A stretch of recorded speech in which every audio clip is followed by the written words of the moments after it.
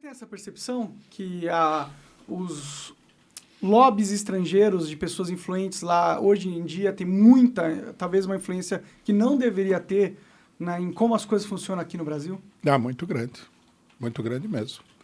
Muitos desses políticos mais conhecidos, eles frequentam os norte-americanos diretamente. Os militares nem falar. Eles têm ligação, uma ligação estreita com as Forças Armadas dos Estados Unidos, por exemplo. Por que será? De onde será que veio? Porque, em teoria, os militares deveriam ser os caras mais nacionalistas, né? Os caras que estão aí para defender o nosso território e nossos interesses. O problema é o seguinte, né? Nós tivemos um golpe militar. Esse golpe foi dado pelo planejamento e pela iniciativa dos norte-americanos.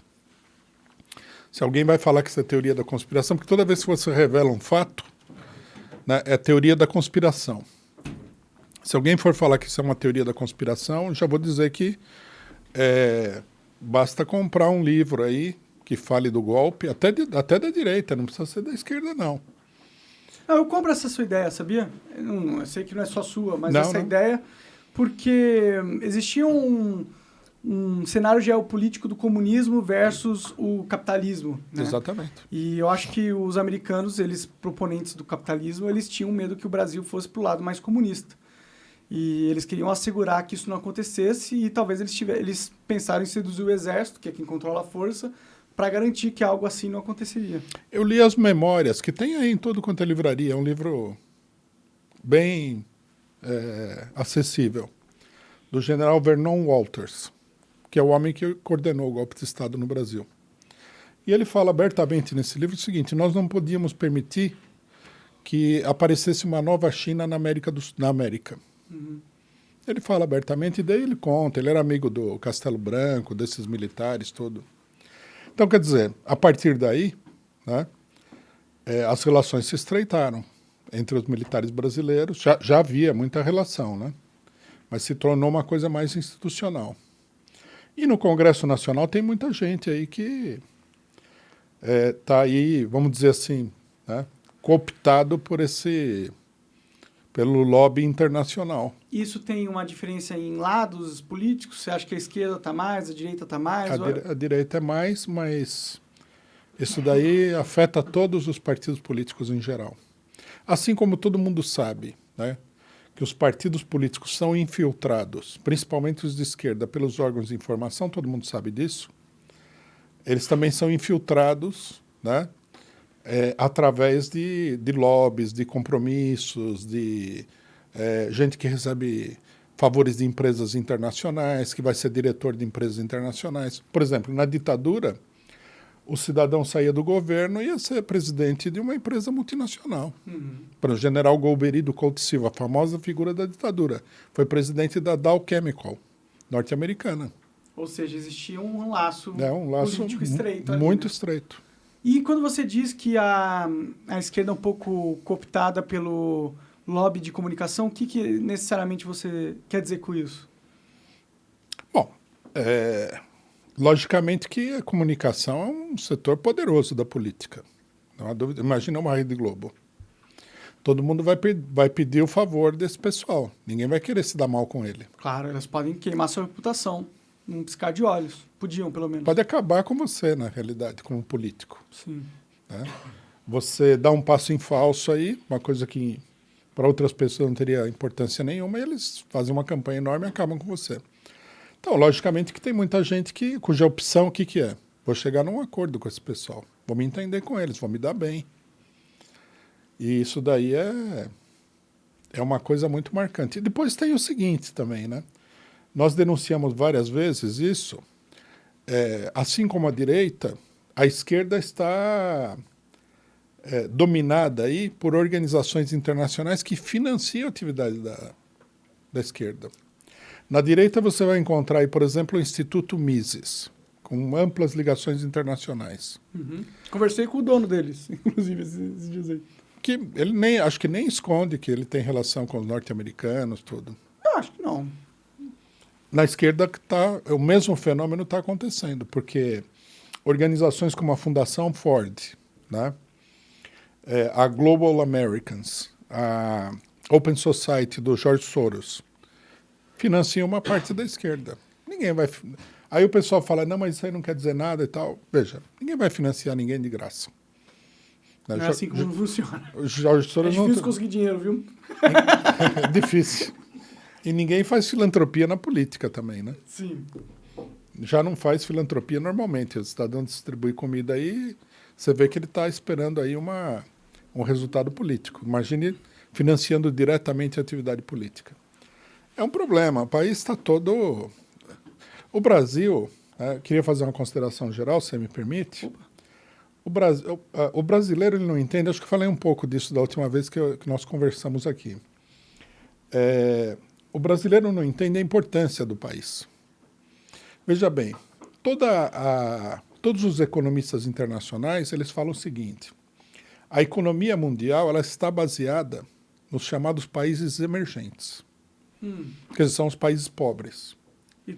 Tá baseada neles como exatamente? Eles é que fazem com que a economia ande e as empresas tenham lucro. De que forma? É simples. Veja o caso brasileiro, por exemplo. O Bolsonaro está para privatizar a Eletrobras. Primeira parte do ganho. E veja só o tamanho desse ganho. A Eletrobras, eu fiz um cálculo por cima, algum economista aí pode fazer um cálculo melhor, mais detalhado. Nós mesmos vamos acabar fazendo isso. A Eletrobras vale mais de R$1 trilhão. Caralho! É uma empresa muito importante. Dentro da Eletrobras você tem, além de várias empresas importantes, são 7, 8 empresas. É um conglomerado de empresas. Você tem a Itaipu Binacional. Itaipu Binacional é a maior geradora de energia elétrica do mundo. Caralho, não sabia disso. Do mundo. Impressionante. Tem uma hidrelétrica chinesa que tem capacidade de produzir mais do que a Eletrobras, do que a Itaipu. Uhum. Mas ela não produz porque na China, diferentemente no Brasil, você não tem água do rio o tempo todo. Então, no final das contas, a empresa não funciona uma parte do ano. Eles têm a tecnologia, mas não tem a natureza ao favor. E aqui, né, a gente tem. O Brasil é uma coisa espetacular. Quanto que custa? Quanto que custaria uma empresa como a Itaipu? Cerca de 100 bilhões de reais. Por quanto que o governo quer vender toda a Eletrobras? Por 100 bilhões de reais. Entendi. Então eles estão querendo vender bem abaixo do preço de mercado. Digamos assim, é menos de 10% do valor. A Vale do Rio Doce foi privatizada nas mesmas condições. A Telebrás foi privatizada nas mesmas condições. As siderúrgicas brasileiras, o Brasil é um país com um grande número de siderúrgicas, foram todas privatizadas nas mesmas condições. Então, primeiro problema, você dá um presente desse para empresas multinacionais. Pode passar pela mão de uma empresa nacional, mas vai acabar numa empresa multinacional. Aí o que acontece? O cidadão tem uma Itaipu, tem uma Eletrobras, que fornece 40% da energia elétrica do Brasil inteiro. Você imagina o lucro disso daí? A energia elétrica no Brasil é cobrada em dólar. Se o dólar sobe, sobe a tarifa de energia elétrica. Né? Todo mundo sabe que está pagando o olho da cara para acender uma luz em casa. Tá mesmo? Tá caro? Tá caríssimo, é porque está tudo cobrado em dólar. Agora, onde que existe essa boiada? Na França? Não. Na França não tem isso daí. O ambiente econômico já é todo dominado. E não tem esse porte também. A França não é do tamanho do Brasil. Não. A França tem 60 milhões de habitantes. Aqui você tem 220 milhões de pessoas, quase, que utilizam energia elétrica. Cobrado em dólar. Você imaginou o que é ter uma empresa dessa? Realmente é algo bom, né? Mas o meu lado liberal da coisa fala que, tipo, vender por menos eu acho uma furada, né? Mas se eles vendessem pelo valor que ela vale no mercado... Bom, mas aí ninguém compraria, né? Por que não, exatamente? Porque não tem dinheiro para comprar. Quem que tem R$1 trilhão? Sei lá, deve ter R$1 trilhão é muita grana. Não sei nem se fundos bilionários... São especuladores. O especulador vai fazer um negócio desse. Comprar uma empresa por R$1 trilhão. Pode crer. Até porque o cenário político brasileiro traz muita insegurança, né? Tudo bem, você fala do liberalismo econômico, né? Mas isso daí não é liberalismo econômico. Isso daí é uma operação criminosa. Você vender um ativo por menos para alguém, você entregar parte da riqueza da população para os outros. Exatamente. Você entrega a empresa, um mercado cativo, porque em São Paulo é a Enel. O que nós vamos fazer? Procurar outra empresa? Você é obrigado a comprar de Enel. Isso também não é liberal. Sim, mas a Enel é uma merda. Né? Eu tenho muita dificuldade com a Enel. Mas é tudo assim. Vai ser tudo assim. O serviço vai decair, não vai haver investimento. Será? Porque, eu sinto que muito dos serviços públicos serem de má qualidade é porque eles não têm que ter lucro. E eles têm um monopólio. Não, eles têm um lucro fantástico. Mas eles não são obrigados a ter, entendeu? Porque eles não vão falir. A Enel não vai falir nunca. Não, a Enel é espanhola. É espanhola? É uma empresa espanhola. Então eu tô falando merda aqui. Eu tenho certeza, eu não tenho as contas, mas eu tenho quase certeza. Se você pegar a Enel Internacional, a empresa mais lucrativa deles é no Brasil. Pode crer. Essa é a importância dos países emergentes. Aqui se ganha dinheiro com muita facilidade, porque você tem governos, né, e políticos e homens públicos que estão a serviço desse pessoal. Entendi. É difícil, né? Mas o maior problema aí nesse caso, para mim, parece um monopólio, né? Tivesse mais pessoas podendo entrar nesse mercado e fornecer energia para os outros, talvez rolasse uma diminuição dos preços. Talvez. Talvez não, porque se você tem várias pessoas no mercado muito importante, eles formam um oligopólio. Sim. Teriam que ter leis, né?